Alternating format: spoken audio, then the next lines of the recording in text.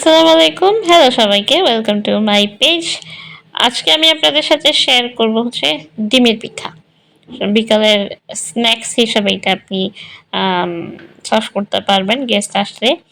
১ম এ যেটা ২ টা ডিম লাগবে। ডিমের পিঠা যেহেতু ডিম তো লাগবেই মাস্ট। এরপরে সামান্য একটু লবণ আর পরিমাণ মতো একটু চিনি। এটাকে সুন্দর করে একটু ফেটিয়ে নিতে হবে। এটাকে ফেটানো হয়ে গেলে এরপরে হচ্ছে এর ভিতরে একটু দিতে হবে গুঁড়া দুধ। আর এখানে একটু অ্যাড করে দিতে হবে বেকিং পাউডার। সরি, বেকিং পাউডারের আগে এখানে দিয়ে দিব আমরা নারকেলটা বেটে দিতে হবে।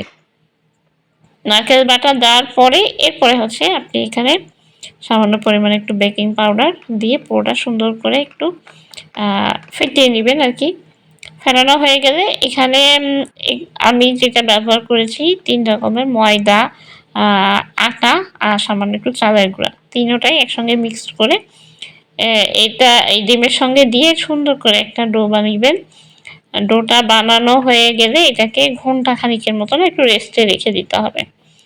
ঘন্টা খানিক পরে এটাকে তুলে বের করে নিয়ে হাতে সুন্দর করে আবারও ঠিক আমরা আটা যেভাবে মথি ওইভাবে আরও খুব ভালো করে মথে নিতে হবে।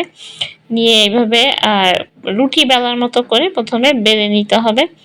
এরপরে আপনাদের কাছে যদি কুকি কাটার থাকে তাহলে কুকি কাটারের দিয়ে সাহায্যে কেটে কেটে সুন্দর করে একেকটা শেপের মতো বানিয়ে ফেলতে পারেন। যেহেতু আমাদের বাসায় কুকি কাটারটা ছিল না, এজন্য জাস্ট কোনো রকম একটু ডিজাইনের স্বার্থে আরকি গ্লাস দিয়ে সাইড থেকে এইভাবে ছোট, ছোট করে কেটে নেওয়া হইছে।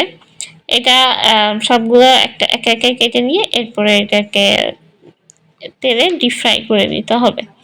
তেলটা গরম করে নিয়েই একে, একে পিঠাগুলো তেলের ভিতর দিয়ে এবার এটাকে ভাজার পালা। সুন্দর করে এটাকে একদম ব্রাউন কালার করে কালারের মতো করে ভেজে নিবেন। এটা হচ্ছে আপনারা এটা হচ্ছে সংরক্ষণ করতে পারবেন।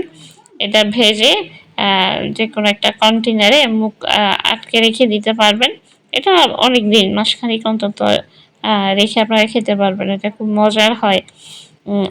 এটা যেমন মানে নারকেল বাটাটা দেওয়াতে নারকেলের একটা সুন্দর একটা টেস্ট আসে। তো এই যে দেখতেই পাচ্ছেন আমাদের ডিমের পিঠা অলরেডি হয়ে গেছে। এভাবে সুন্দর করে উল্টে পাল্টে সুন্দর করে ব্রাউন কালার করে ভেজে নিবেন। এই যে আমাদের এখন পিঠাটা হয়ে গেছে। এবার একে, একে করে এটাকে উঠিয়ে ফেলবেন।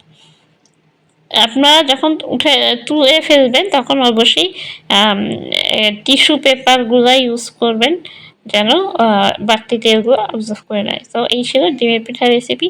আশা করি আপনাদের ভালো লেগেছে। আসসালামু আলাইকুম।